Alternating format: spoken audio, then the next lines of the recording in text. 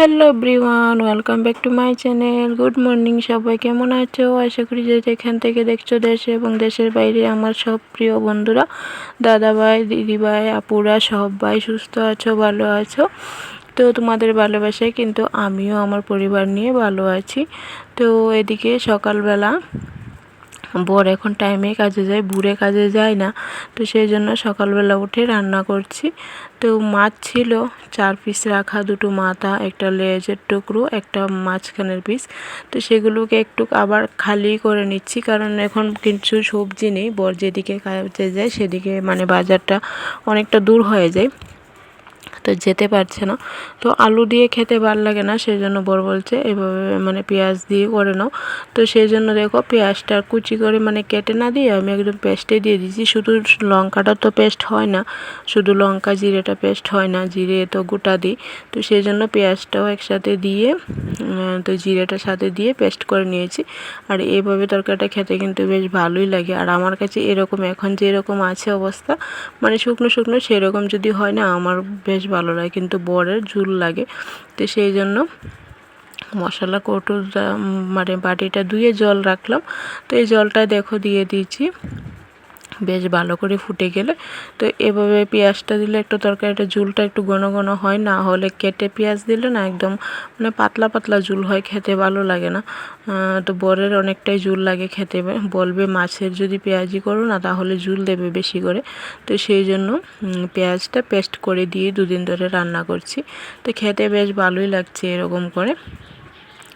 তারপর চলে গেলাম বর মানে তরকারিটা করে খাবার দিয়ে দিয়েছি। খাবার দিয়ে এদিকে সোনার জন্য খাবার নিয়ে নিচ্ছি। সোনা উঠে গেছে 9টার দিকে।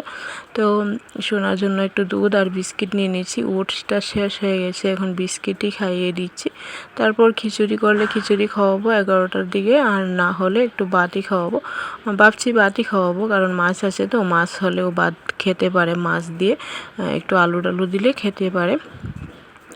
তো তোমরা যারা এ পর্যন্ত আমার ভিডিওতে চলে এসেছো আর লাইক দিতে ভুলে গেছো, তো অবশ্যই তোমরা লাইকটা দিয়ে ভিডিওটা কন্টিনিউ করো। আর যদি ভিডিওর কোথাও কোনো অংশে ভালো লেগে যায় তাহলে অবশ্যই তোমরা আমার পাশে থেকো এবং একটা সুন্দর কমেন্ট করে যাবে। তোমাদের কমেন্টগুলো পড়তে কিন্তু খুবই ভালো লাগে।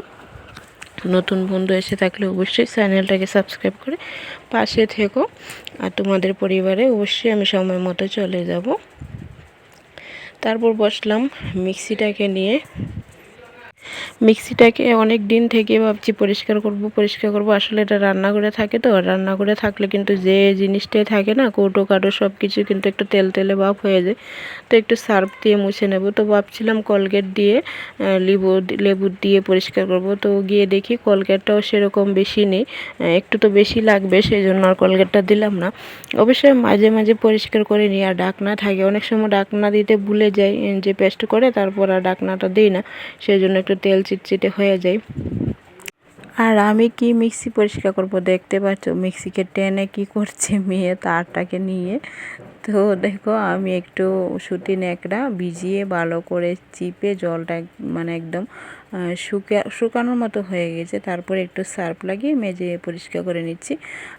আমার ভয় লাগে, কারণ এটা তো জল যদি ঢুকে যায়, তো এটা তো কারেন্টের জিনিস, সেই জন্য না একদম সুতি ন্যাকড়াটাকে চিপে তারপর পরিষ্কার করে নিচ্ছি। তো দেখতেই পাচ্ছ অবশ্যই এটার কালারটাও সাদা না, বেশি ময়লাও হয়নি, হলেও বোঝা যায় না।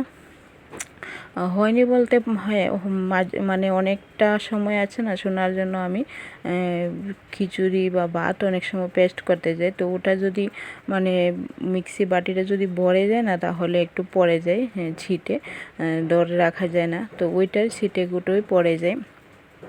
তো তারপর ভিতর দিকটা দেখছি বেশ অনেকটাই একটু মানে ময়লা ময়লা হয়েছে।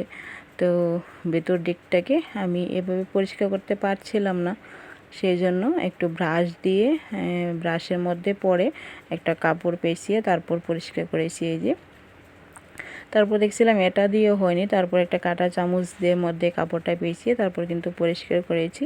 তো সেইটা তোমাদের সাথে শেয়ার করলাম না। তারপর এটাকে রেখে পরিষ্কার করে তারপরে আমি একদম গড়দরজা মুছে টুছে চলে যাব স্নানে।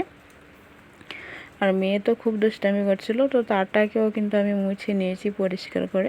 আর এটা আমার রান্নাঘরেই থাকে, ফ্রিজের উপরে থাকে, ফ্রিজের উপরে রেখেই আমি কাজ করি। তোমরা জানি অনেকে অনেক কিছু দিয়ে আমি দেখিয়েছি গো, অনেক আপুরা দিদিভাইরা খুব সুন্দর করে জিনিস দিয়ে পরিষ্কার করো। বস্তা দেখো, আমি মিক্সার পরিষ্কার করছি আর বড় প্লাস দেখি করছি। দেখি দেখি টাকা টাকা না,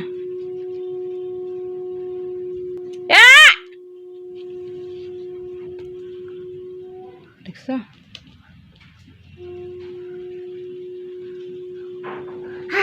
শুকে যেত, মানে কিচ্ছু রাখার মতো না। না চেয়ারের অবস্থা দেখো।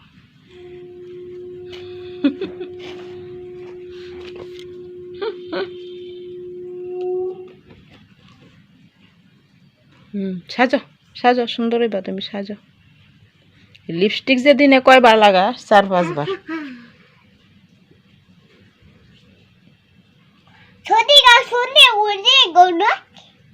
কি কস? এটা কি ভাষা? কোন দেশের ভাষা? এই এই এই এই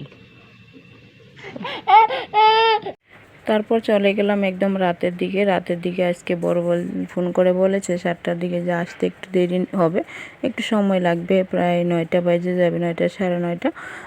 তো এখন যার সাথে কাজে যায় তার কাজে গেলে মানে খুব তাড়াতাড়ি চলে আসে, সন্ধ্যার দিকে চলে আসে। তো সেই জন্য বলছে আসতে একটু দেরি হবে, রান্নাটা করে নাও, না হলে ঘুমাতে দেরি হয়। এমনিও কেন জানি আমাদের 12টা বাজে, কারণ মেয়েটা প্রত্যেক দিন 11টা 11:30 তো নাই, 11:30 বাজে ঘুমাতে। তো তোমাদের দাদাভাই খুব রাগ করে, মানে সারাদিন কাজ করে এসে তো রাত পর্যন্ত মানে ঘুমাবে যে, সেটা তো একঘর না, শোনা বারবার করে গিয়ে উপরে উঠে পড়ে, মানে চোখে ধরে এরকম করে।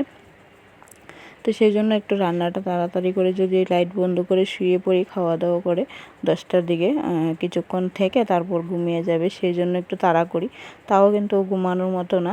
তো বলছিল ডিম বড়া করে তারপর একটু তরকারি করতে, সেই জন্য 2টো ডিম অমলেট করে নিয়েছি, করে 2টো আলু এভাবে করে আজকে কেটেছি পিস পিস করে, মানে ভাজির মতো।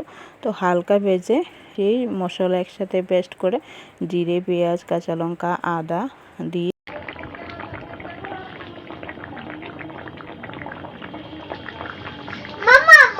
কষিয়ে তরকারিটা করে নিয়েছি। আর করেছি একটা কাঁকরোল ছিল, ওইটা ভাজি।